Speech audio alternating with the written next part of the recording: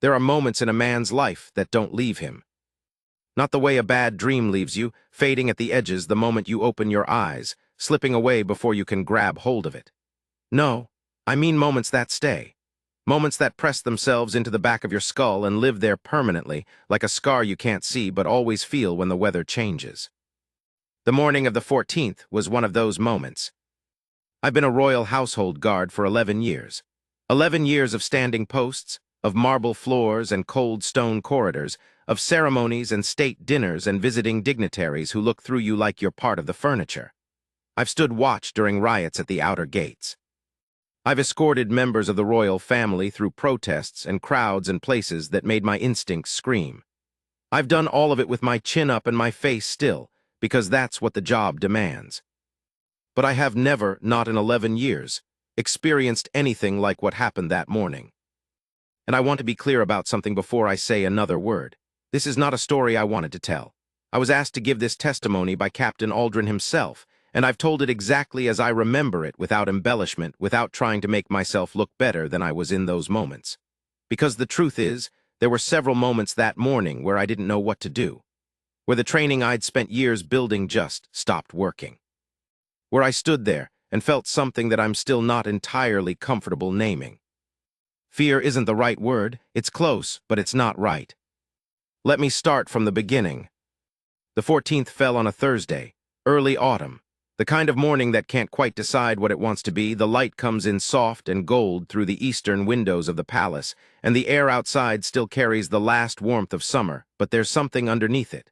A coolness, a suggestion of what's coming. I've been on rotation for the East Residential Wing for 6 weeks at that point. It's one of the quieter posts, not much ceremonial foot traffic, mostly family corridors, private quarters, the kind of spaces where the royals actually live rather than perform. You see a different side of people in those corridors, not the public face, the real one. I'd done a full night shift, covering from 10 the previous evening to 6 in the morning. My relief, guard prentice, newer man, good instincts, had taken over at 6, and I should have been off the floor entirely by 1/2 past. Changed, logged out, heading toward the staff quarters on the lower level. I was almost there. I'd stopped at the east staircase landing to adjust the buckle on my boot. Stupid, small thing. The kind of detail that feels embarrassing to include in a formal testimony, but Captain Aldrin said to tell it exactly as it happened, so there it is. My boot buckle was catching on something. I crouched down on the landing, one hand on the stone balustrade, and I was fiddling with it when I heard the sound. I've tried to describe this sound to several people since, and I always feel like I get it wrong. It wasn't a scream, not quite. It was something that started as a breath, a sharp inhalation, and then broke into something else, something high and fractured. It came from the corridor above me, the Upper East Residential Corridor, the family wing. My body reacted before my brain did. I was on my feet and moving up the stairs before I'd consciously decided to do it. 11 years of conditioning. Your body learns things your mind hasn't caught up to yet. The Upper East Corridor is long, carpeted in deep burgundy, with paneled walls and a row of tall windows along the left side that look out over the inner courtyard gardens. Gas lamp-style fittings, though they've been converted to electric, and in the morning light they glow amber against the pale stone. She was at the far end of the corridor. Princess Charlotte. She was standing, barely. Her back was against the wall, one hand pressed flat against the paneling as though she needed it to hold herself upright, and she was looking down at her other hand with an expression that I don't have the right words for that expression. I've tried to find them since. It was confusion, but deeper than confusion. It was the look of someone whose understanding of their own body had just failed them entirely. The look of someone who has encountered something impossible. She was in her morning dress. Light fabric, pale blue, the kind of informal thing you wear when you haven't yet prepared yourself for the day. Her hair was loose, dark, still slightly tangled from sleep. She looked young in that moment, very young. She was looking at her hand.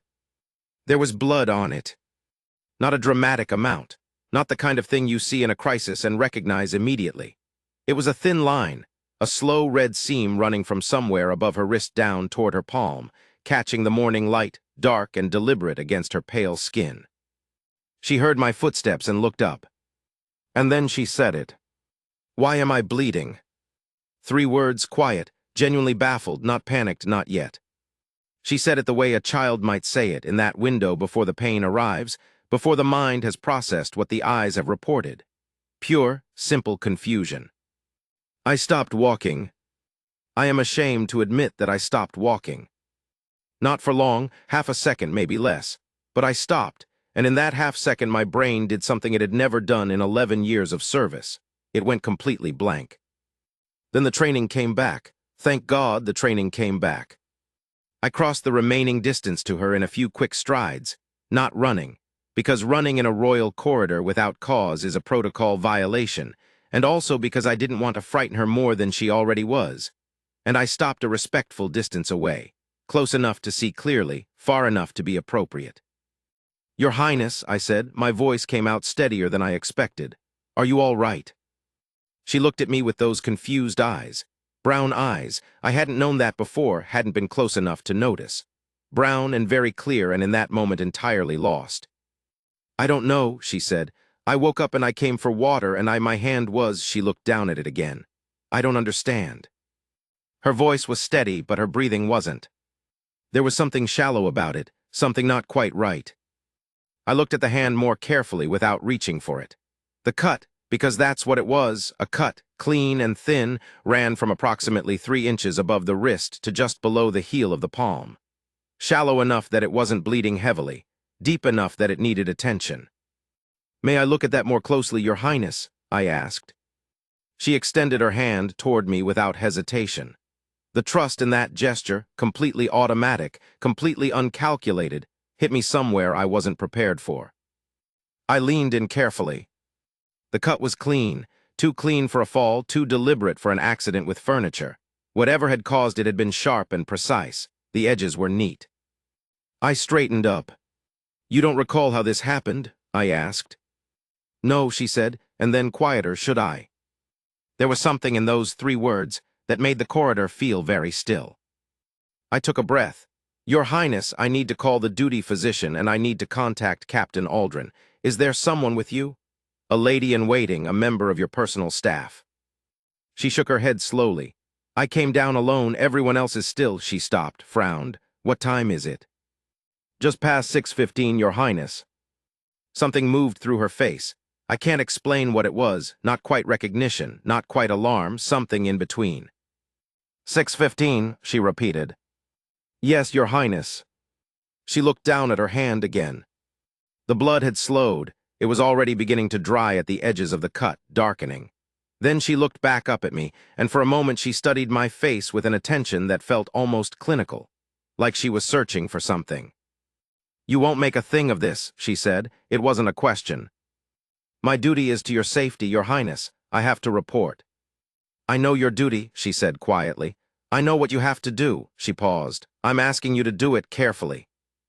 I looked at her. In 11 years, I had never had a member of the royal family speak to me like that. Not with hostility, there was none of that.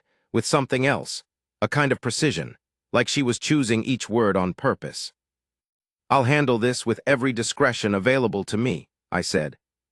"But I do need to get you medical attention right now." She held my gaze for another moment, then she nodded. And that was when her knees started to go. It wasn't a dramatic collapse. It was subtle, the kind of thing you might miss if you weren't already watching closely. Her weight shifted. One shoulder dropped fractionally toward the wall. Her free hand, the uninjured one, reached instinctively for the paneling again. I stepped forward without thinking and caught her arm. Protocol would have stopped me. 11 years of training in the correct deportment around members of the royal family would have told me to step back, to call for assistance, to observe proper physical distance. 11 years of correct behavior in royal corridors would have kept me exactly 2 feet away with my hands at my sides. I ignored all of it. I caught her arm, steadied her, and held on until I felt her weight redistribute and stabilize. She looked at me with an expression I couldn't quite read. "Thank you," she said, very quietly. "Don't thank me yet, Your Highness," I said. "I still have to tell Captain Aldrin." Something that might, in different circumstances, have been a smile crossed her face. "Yes," she said, "I suppose you do." I got her to the small sitting room at the end of the east corridor.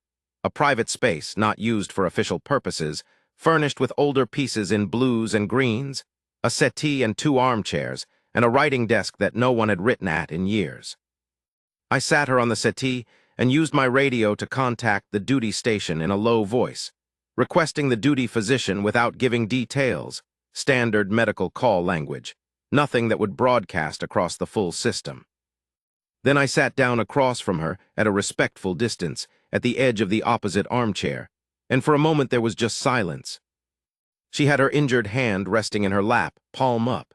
She was looking at it again with that same expression, that baffled, concentrated look, like she was trying to read something written in a language she didn't quite know. "Does it hurt?" I asked. She considered this seriously. "It does now," she said. "It didn't when I found it." "That can happen with certain kinds of cuts," I said. "The body sometimes delays." "I know," she said. "I know the body can do that." She looked up. "I'm just not sure why it would." I wasn't certain how to respond to that, so I said nothing for a moment. Sometimes silence is the right answer. "You've been on this floor a while," she said. It wasn't a question. "6 weeks on East Residential, Your Highness. Before that, the ceremonial wing." "Thomas Calloway," she said. I looked at her. "That's your name," she said. "I read the rotation sheet. I read all the rotation sheets for this wing. I like to know who's here." "I wasn't aware of that, Your Highness." "No," she said. "You weren't meant to be." She paused. "You've been here 6 weeks and you've never once looked at me directly when I passed. Most of the newer guards stare. They don't mean to, but they do. You don't." I wasn't sure what to say. "That's not a criticism," she said quickly. "It's the opposite." She looked back down at her hand. "It means when you look at me now, it means something." The silence stretched between us again.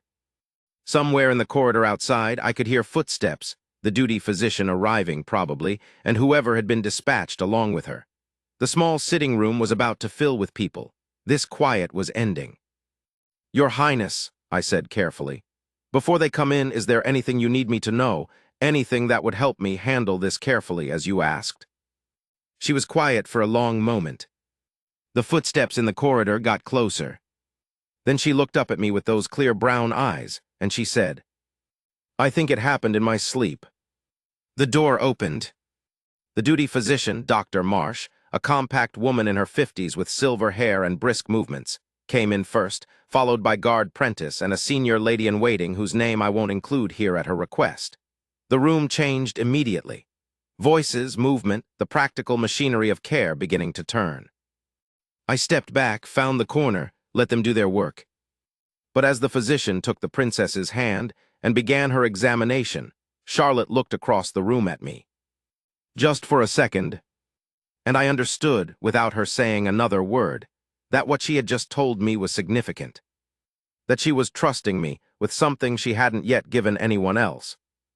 I thought about that in my sleep, and I stood in my corner and I kept my face completely still, and I thought about those 3 words for a very long time.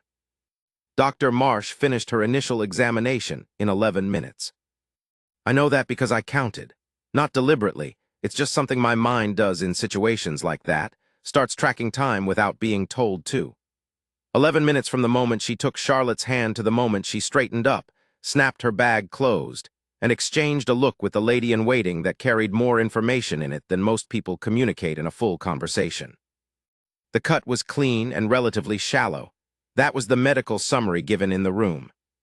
It would require careful cleaning and a proper dressing, and the physician wanted Charlotte to rest for the remainder of the morning. Beyond that, she said nothing specific in front of those of us who didn't need to know. I was in the corner during all of this, doing what I do, watching, keeping the room. Guard Prentice was at the door. He's a younger man, 3 years in, still has that slight uncertainty in his posture that new guards carry until the job finally settles into their bones. He'd arrived pale and tense, and I could tell he didn't quite know where to look. He kept his eyes on the wall above the settee, which was probably the right instinct even if he didn't know why. Charlotte sat through the whole thing with a composure that I found, and I use this word precisely, extraordinary. Not performed composure. Not the brittle, painted-on calm you sometimes see in people who are holding themselves together through sheer force of will and are about to shatter. This was something different, something older.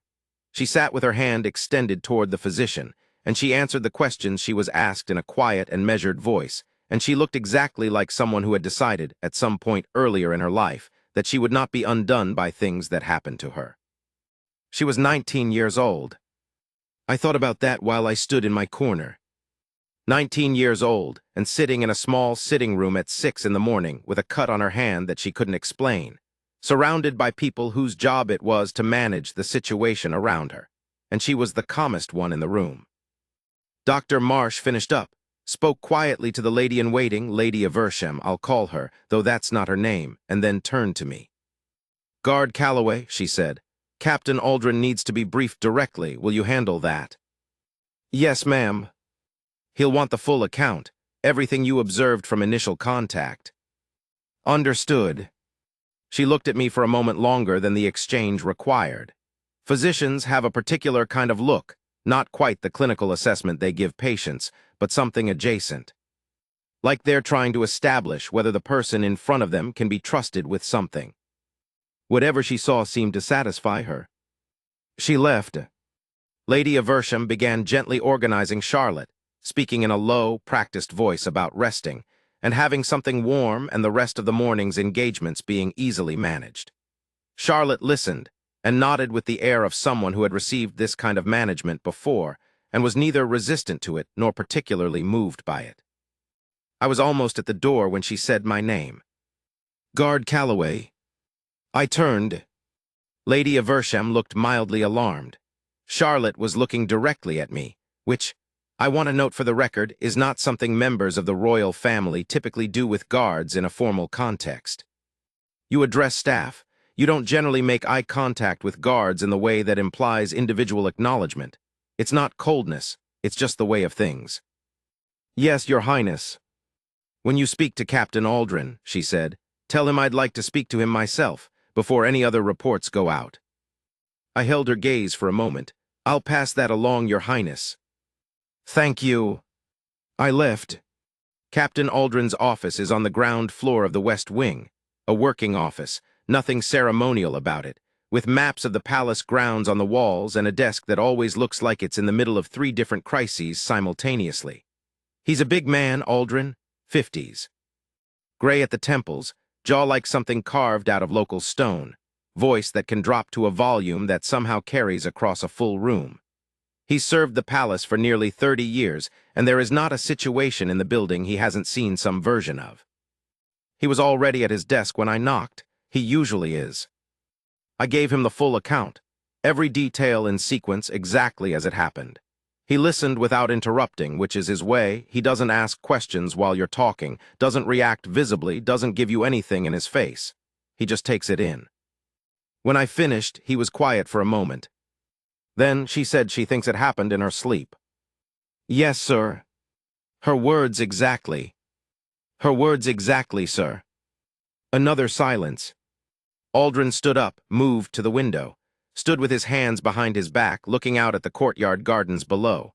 I'd seen him do this before. It's how he thinks, standing at windows. "Clean cut," he said. It wasn't a question. "Yes, sir, clean and precise," the physician confirmed. "Nothing in the room." "I haven't examined the room, sir. I came directly here." He nodded slowly. "She asked to speak to me before reports go out." "Yes, sir." Her words were before any other reports go out. He turned from the window. "How did she seem to you, Calloway? And I mean your honest read, not the protocol answer." This was the thing about Aldrin. He'd been doing this long enough to know the difference, and he asked for both depending on what he needed. The protocol answer would have been, Her Highness appeared composed and cooperative, no indication of significant distress, which was true as far as it went. He was asking for something further than that. She seemed, I took a moment to find the right word. Alert, sir, very alert, the way someone gets when they're in an unexpected situation and they've made a decision about how they're going to handle it. Not frightened exactly, but aware. She knew what was happening and she was managing it consciously.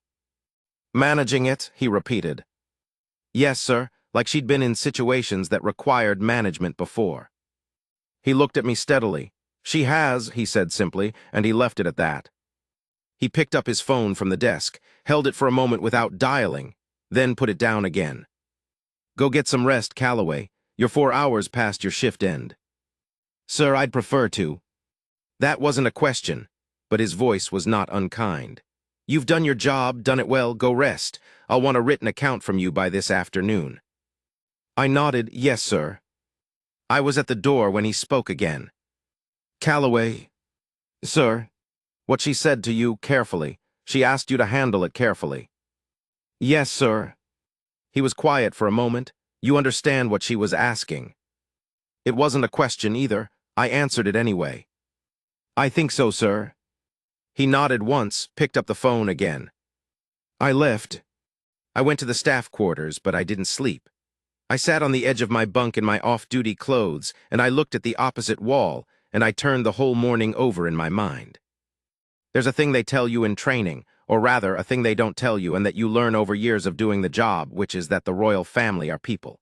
This sounds obvious. It isn't. The training, the protocol, the ceremonies, the way the role conditions you to think about the people you serve, all of it creates a slight but persistent distance. You stop seeing them quite as fully as you see other people. You see the function of them, the position of them. You see what they represent. And then something happens, some crack in the ordinary surface of things, and you see the person. I had seen the person that morning. A 19-year-old girl standing in a corridor at 6 in the morning with blood on her hand and bafflement in her eyes, asking a question she shouldn't have needed to ask. And then in the same breath, almost pulling herself together, thinking clearly, managing the situation. Tell him I'd like to speak to him myself, before any other reports go out. She'd been aware, even in that moment, of the machinery that would begin moving around her the moment she became a situation to be managed. She'd been trying to get ahead of it, to have some say in the shape of the story before the story got away from her. 19 years old. I thought about what Aldrin had said, she has. As though it were the most ordinary thing in the world, that a 19-year-old would have already accumulated enough experience of being a situation to be managed, that she'd developed strategies for it. Maybe it was ordinary, for her. I didn't know her world well enough to say. I knew my corner. I knew my corridor. I knew what I'd seen that morning, the cut, the confusion, the composure that came after. And I knew that something in that sequence didn't sit right with me, had been not sitting right with me since the moment she'd looked up from her hand with that particular expression. Not the expression of pain, not the expression of fright, the expression of someone confronted with something genuinely inexplicable. I don't understand. I had heard people say that in all kinds of situations over 11 years. I knew what it sounded like when it was performed, when someone said it, but knew perfectly well what had happened and was building space around themselves. I knew what it sounded like when it was genuine. That had been genuine. She hadn't known. I lay back on my bunk without meaning to, and stared at the ceiling and eventually, without deciding to, fell asleep. I was called back at 2 in the afternoon. Not by Captain Aldrin, by Lady Aversham, who found me in the lower corridor outside the staff quarters and said, with the particular delicate precision of a woman who has spent decades navigating palace politics, Her Highness has asked if Guard Calloway is available for a brief word. Which was not, to put it mildly, a standard thing. Guards are not, as a rule, summoned for private conversations with members of the royal family. We exist in corridors and doorways and at the edges of rooms. We're part of the infrastructure. You don't have a brief word with your infrastructure. I looked at Lady Aversham. She looked back at me with an expression that communicated several things simultaneously.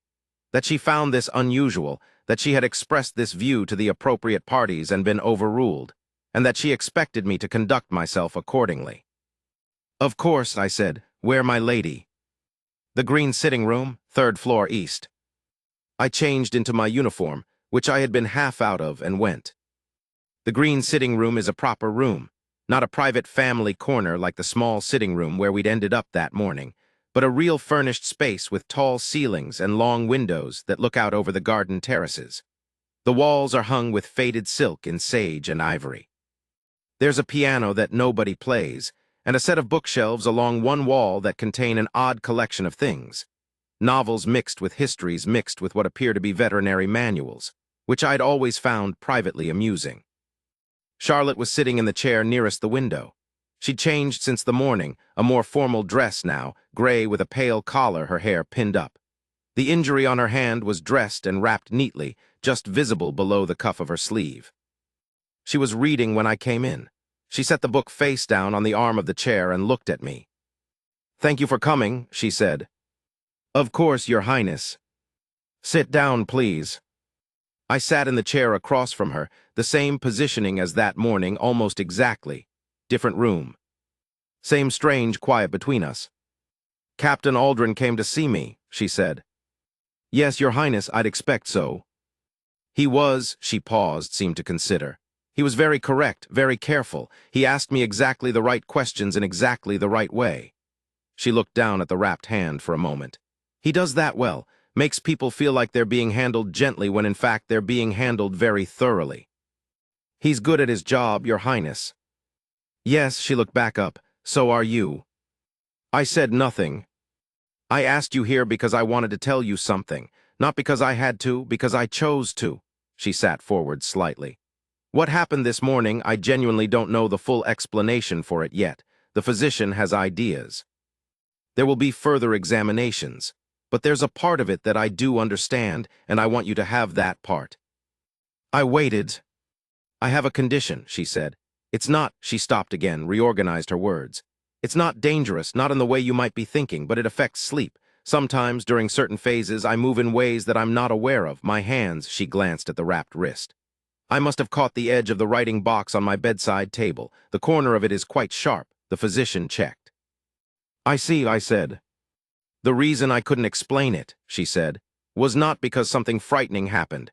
It was because I was asleep when it happened and had no memory of it. That's the whole of it." She looked at me steadily, waiting. I understood what she was doing. She was giving me the explanation.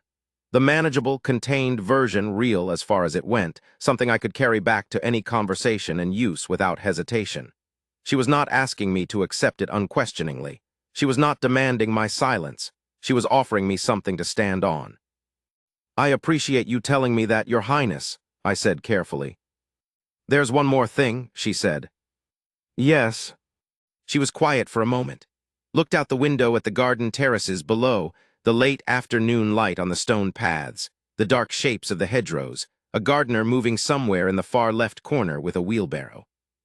"When you caught my arm," she said, "in the corridor this morning." I kept my face still. "That was," she stopped. Started again. "Most people in your position would not have done that. Most people would have stepped back and called for someone. That's the correct protocol, I understand. You broke it." "Yes, Your Highness, I did." "Why?" The question was direct and simple, and she was looking at me with those clear brown eyes that did not perform anything, did not reach for effect, just looked. I thought about the honest answer. "Because protocol is what you do when there's time to do it," I said, "and there wasn't time." She considered this. "That's a good answer," she said finally. "It's the true one, Your Highness." She nodded slowly. "Then you can go and guard Calloway." "Your Highness, thank you for the corridor." "And for the corner," the faintest suggestion of something, not quite a smile, but related to one. "I saw you there. I always see the ones who stand the corners quietly." I rose, gave the appropriate acknowledgement, and left. And I walked back down the long east corridor in the afternoon light, and I thought about what she'd said. I always see the ones who stand the corners quietly. 11 years of corners. Turns out someone had been watching. 3 days passed after that conversation. Normal days, if such a thing exists in a royal palace, which it does, more often than the outside world imagines. The ceremonies and the state visits and the moments of manufactured grandeur get all the attention, but the truth is that most days in a royal household are simply days. Schedules and rotations, staff meals and briefings, the quiet turning of routine. I wrote my formal account and submitted it to Captain Aldrin. It was accurate, complete, and measured. I described what I'd seen, what had been said, the actions I'd taken. I noted that Her Highness had subsequently provided an explanation for the incident that was medically consistent with the physician's preliminary assessment, and that no further cause for concern had been identified. All of that was true. I filed it and went back to my rotation. East Residential Wing. Same burgundy carpet, same amber light fittings, same long row of windows looking over the inner courtyard, same corridor. On the second day after, I passed Charlotte in the corridor near the staircase landing. She was with Lady Aversham and a young man I didn't recognize, a secretary of some kind, carrying a leather folder. They were moving at pace, clearly going somewhere with purpose. She didn't acknowledge me as she passed. Eyes forward, expression composed, pace professional. That was exactly right. That was how it was supposed to be. I was infrastructure, she had places to be. But in the moment just before she drew level with me, a fraction of a second, barely anything, I saw her glance shift. Just slightly. Not toward me exactly, just adjacent. It lasted less than a breath. Then she was past, and the sound of footsteps receded down the corridor, and Lady Aversham's voice drifted back with something about the afternoon briefing, and I was alone in the corridor again. I stood there for a moment. Then I carried on. On the evening of the 17th, 3 days after the incident, something else happened. I want to be clear that I am including this in my testimony because Captain Aldrin asked for everything relevant, and I believe this is relevant, even though it touches on aspects of the situation that are harder to document in formal terms. I was coming off a late evening shift, 9 o'clock, slightly after. The East residential wing in the evening has a different quality to it than in the morning, quieter, darker, the amber lights casting deeper shadows, the sounds from outside reduced to almost nothing. Most of the household staff had finished for the day. The night guards were coming on. I was in the corridor leading to the staff staircase, not the main east corridor, but the narrower service corridor that runs parallel to it, when I heard voices. Not from the service corridor, from the other side of the wall, the main corridor. 2 voices, low but not quite low enough for the walls. One I recognized immediately as Charlotte's. The other, after a moment, I recognized as belonging to Lord Renwick. I need to explain who Lord Renwick is for the completeness of this record. He was, at the time, a senior member of the Palace Advisory Council, 50s, old family. The kind of man whose position in any institution is held as much by historical momentum as by current merit. He was not a man I had any personal feeling about one way or another. He was part of the background of the place, like the paintings and the carpets. What I heard through that wall changed that. I want to be precise. I'm not reporting this as surveillance. I was in a corridor I was entitled to be in. The voices carried to me without my seeking them out. And when I understood what I was hearing, I remained where I was because what I heard constituted, in my assessment, which I acknowledge is the assessment of a guard and not a legal official, a significant concern. Lord Renwick's voice was quiet and controlled. The control was the thing that struck me. Not anger, something more deliberate than anger. These incidents need to stop generating paperwork, he said. They create patterns, patterns create questions. A silence. Then Charlotte, I didn't generate it, a guard found me. And filed a full account within the day. He was asked to... Renwick paused. When he spoke again, the control was even more careful. Charlotte, I'm trying to manage something that has implications beyond what you can currently see. The account, the physician's report, the timing, all of it lands on desks. Are you understanding what I'm telling you? Another silence, longer this time. Then, what would you like me to do? Nothing, he said. That is the specific thing I'm asking you to do. Nothing that generates documentation. Nothing that creates a record. Nothing that gives someone like Guard Calloway an opportunity to be standing in corridors asking you questions. He didn't ask me questions, she said quietly. He kept me from falling. A pause. He kept you from... My knees went, she said. He caught my arm, he kept me standing. The silence that followed was different from the others. Charlotte, Renwick said, and his voice for the first time had something in it that wasn't control, something older and colder. I need you to understand that people like Guard Calloway are a liability in moments like these, not because they intend harm, but because they see things, and people who see things write reports, and reports. He was kind to me, she said. 3 words, flat and factual and immovable. The silence stretched. He was kind to me, she said again, and I would like to go to dinner now. I heard footsteps, hers, moving away down the main corridor. And then, after a longer pause, Renwick's as well, in the other direction. I stood in the service corridor in the dark, and I did not move for what felt like a long time. I reported the conversation to Captain Aldrin the following morning. I want to say this clearly for the record. I did not hesitate about doing so. I understand that there are people who might argue that what I overheard was private and not mine to carry forward. I considered that. I considered it carefully, standing in that dark corridor, and then later, lying on my bunk again, turning the words over. But I am a royal household guard. My duty is to the safety of the members of this household. And what I had heard, the specific instruction to avoid generating documentation, the framing of care for a royal as a liability, the particular cold quality of that last pause before Renwick spoke again. None of it felt like the ordinary politics of palace management. All of it felt like something that Captain Aldrin needed to know. He listened to my account of it the way he always listened, still, complete, not interrupting. When I finished, he sat for a long moment. Then he said, "You understand that what you've just told me has implications?" "Yes, sir." "You understand that I'm going to ask you to write this down as well, precisely as you've given it to me. That it will become part of a file that goes beyond the internal records of this building." "Yes, sir." He looked at me carefully. "And you're comfortable with that?" "It's the right thing, sir." He nodded once. "Good man," he stood. "Go write it, bring it to me by noon." I stood as well, was nearly at the door. "Calloway." "Sir." He was looking at the window again, not through it exactly, at it. "She said he was kind to you. Renwick said that was a liability." He paused. "What do you think?" I thought about the corridor, the blood on her hand, the bafflement in her eyes, the way she'd said, "Why am I bleeding?" with the complete, genuine puzzlement of someone encountering something impossible. The way she'd steadied herself and started thinking 3 seconds later.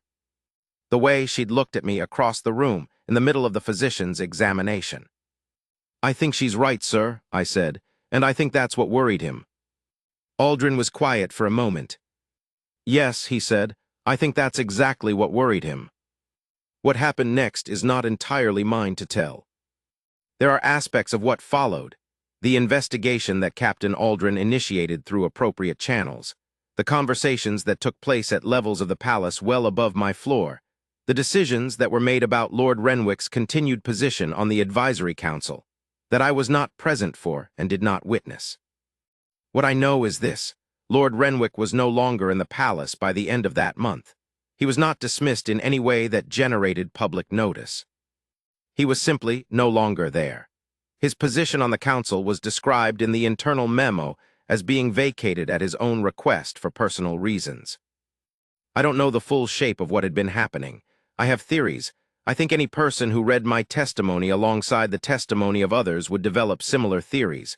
But theories are not my business. What I saw is my business. What I reported is my business. The rest belongs to the people whose job it is to act on it. I was told, through Captain Aldrin, that my conduct throughout had been noted positively at the appropriate level. I was also told, somewhat more informally and not through any official channel, that the writing box on Charlotte's bedside table, the one with the sharp corner, had been removed and replaced with a softer-edged design. I found that, for reasons I couldn't quite articulate, enormously relieving.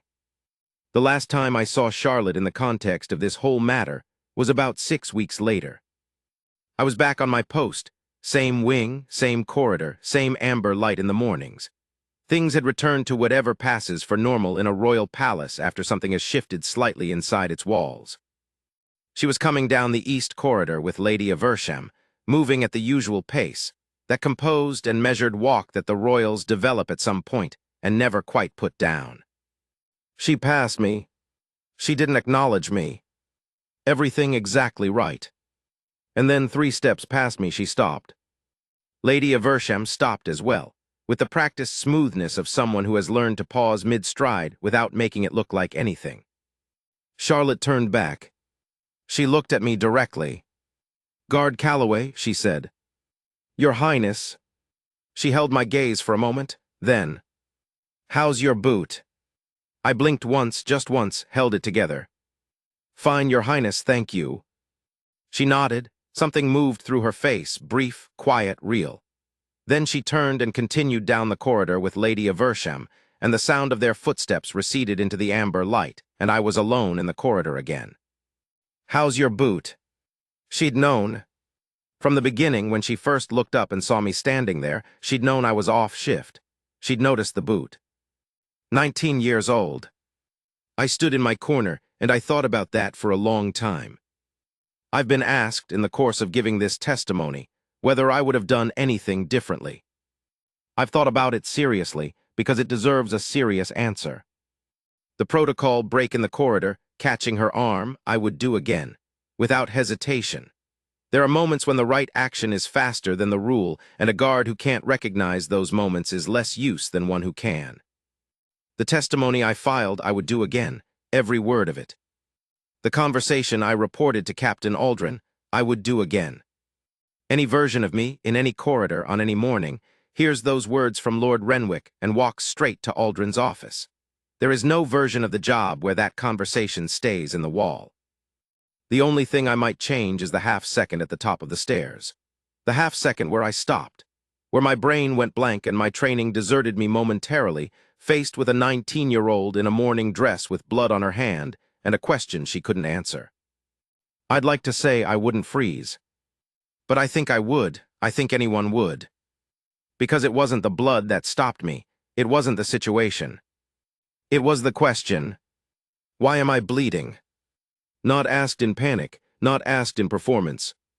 Asked the way you ask something when you genuinely need the answer and are not sure it's coming. That question has a particular sound. I recognized it then, and I recognize it now, looking back. It was the sound of someone encountering something in their own life that they hadn't been prepared for and couldn't immediately explain. And for that half-second, I didn't have an answer for her. Nobody did. That's the thing about being a guard. You stand in corridors and you watch and you maintain your post and you hold the line against whatever's coming through the door. But some things don't come through the door. Some things are already inside the room. And when that happens, when the question is why am I bleeding, and the person asking it is someone who has lived her whole life surrounded by people whose job is to manage things around her rather than stand with her. Sometimes the most important thing a person in my position can do is simply not step back. Stay, catch the arm, stand in the corner quietly, and let her know someone saw her. 11 years in this building, and that morning on the East Corridor is the thing I'll carry longest. Not because of what happened, the cut, the testimony, Renwick, all of it. Because of what she said 6 weeks later in the corridor. "How's your boot?" She'd been watching the corners all along.